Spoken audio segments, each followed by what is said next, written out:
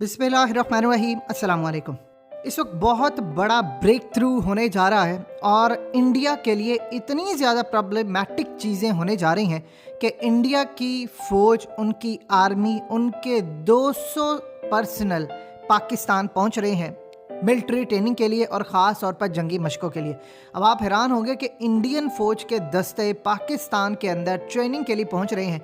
ये वो फ़ौज है जिससे तकरीबन 2 साल पहले पाकिस्तान की जंग होने वाली थी और 27 फरवरी की रात को ये हालत हो चुकी थी कि दो ममालिक आमने सामने आ गए थे और एक मुल्क ने हमारे 6 शहर निशाने पर और हमने उनके 18 शहर एटमी हमला करने के लिए निशाने पर रख लिए थे, जब पूरी दुनिया की ताकतें कूदी मैदान में। ये हो क्या रहा है और क्या सूरत हाल पीछे चल रही है, इसको आप अच्छी तरह समझ लें। देखिए, इंडिया की फौजें जो पाकिस्तान आ रही है, ये आ रही है शंघाई कॉरपोरेशन ऑर्गेनाइजेशन के थ्रू, यानी एससीओ के थ्रू। अब इस सूरत हाल के अंदर मामला ये है कि पिछले साल जब मिलिट्री ट्रेनिंग हुई थी रशिया के अंदर, काफकाज, जिसमें पाकिस्तान, रशिया, चाइना, इन सब ने, दीगर ममालिक ने पार्टिसिपेट किया, तो इंडिया ने इनकार कर दिया। उन्होंने कहा कि हम किसी सूरत नहीं आएंगे। इसके बाद चाइना ने उनका पूरा मुंबई ब्लैकआउट किया। मुंबई ब्लैकआउट करने के बाद इंडिया बैकफुट पर चला गया। अब इस वक्त सूरत हाल ये है कि पाकिस्तान में उनकी मिलिट्री फोर्सेस आ रही हैं जो कि ट्रेनिंग करें। पाकिस्तान की असल में फ़ौज दुनिया की वो वाहिद फ़ौज है जिसको ख़ास तौर पर ये जो ऑपरेशन हमने किया था, सवात ऑपरेशन, और उसके बाद जो फाटा और उसके बाद ज़रबे अज़्ब जो ऑपरेशन किया था, ये अब तक का सबसे बेहतरीन ऑपरेशन है। ये पूरी दुनिया के अंदर जो इनसाइड जो प्रॉक्सी होती है उसमें लड़ने के लिए इससे ज़्यादा बेहतरीन ऑपरेशन हालिया तारीख में हमने बहुत कम शायद ही देखा हो।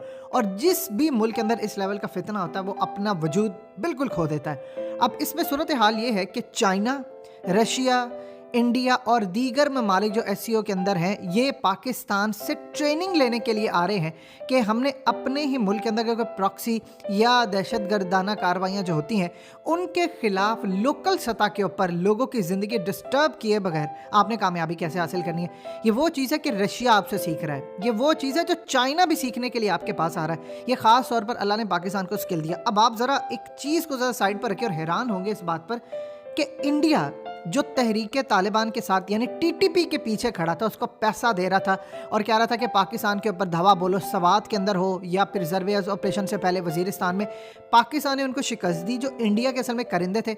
हमेशा हकीकत टीवी आपको थ्रू आउट बताता था कि आपके दिमाग क्लियर है।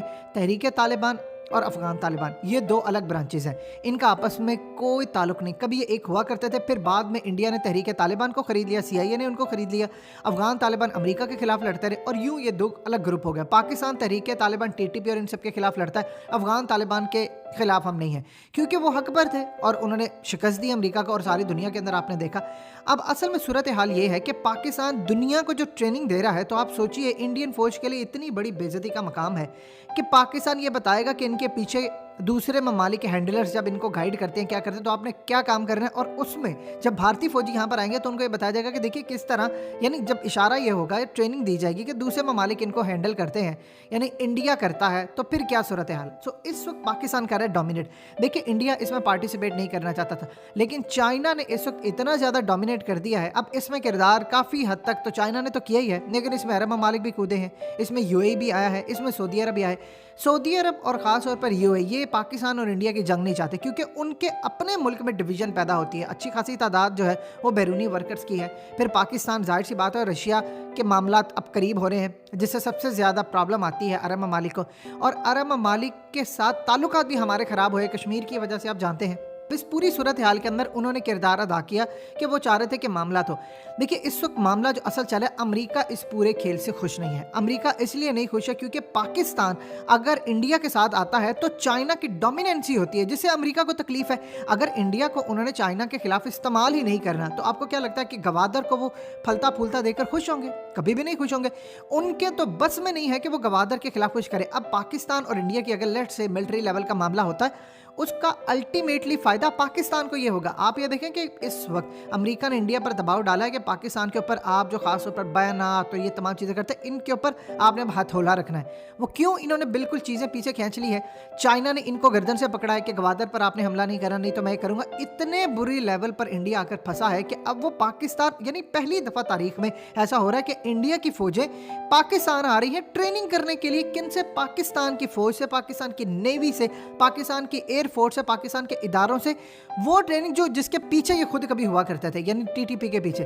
अब असल में अमेरिका इस बात पर कोई ना कोई एक वाकया करवाना चाहता है, कोई 26/11 की तरह का कोई ऐसा वाकया करवाना चाहता है जिसके बाद पाकिस्तान इंडिया आमने सामने आ जाए, क्योंकि अगर लड़ाई होगी तो चाइना की डोमिनेंसी कम होगी, और अगर चाइना की डोमिनेंसी कम होगी तो अमेरिका को फ़ायदा होगा।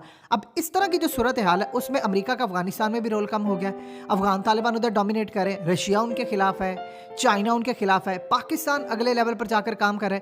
इस सूरत हाल में गवादर हमारा क्लियर होता है, यूरेशियन लिंक के साथ इसको मिलता है, और आगे फिर जितनी उसकी ब्रांचेस और आगे फैलता नेटवर्क जा रहा है, अमेरिका इससे खुश नहीं है, क्योंकि इंडो पैसिफिक जो खास तौर पर इन्होंने क्वाड किया, अभी उसका हालिया समिट हुआ, वर्चुअल समिट, इतना बड़े लेवल पर, वो तो चाइना को काउंटर करने के लिए था। और अगर चाइना के ही प्रोजेक्ट पाकिस्तान के अंदर कामयाब होने लगे तो अमेरिका का तो सारे का सारा खेल बिगड़ गया। इंडिया की प्रॉब्लम ये है, वो अमेरिका को बार बार कह रहे हैं कि अगर मुझे तुम टेक्नोलॉजी नहीं देते हो तो मैं मजबूर हूँ, मुझे अपनी फौजें भेजनी पड़ेंगी, तुम S-400 के हवाले से मुझ पर पाबंदी लगाओगे, मैं रूस से भी अलग हो गया, रूस पाकिस्तान के करीब हो रहा है, रूस चाइना के करीब हो रहा है, वो ऑलरेडी अफगान तालिबान का मॉस्को के अंदर जो समिट है उसको वो होस्ट कर रहा है। तो लिहाजा कुल मिलाकर इंडिया की तो शिकस्त है ही है, अमेरिका की बहुत बड़ी शिकस्त है।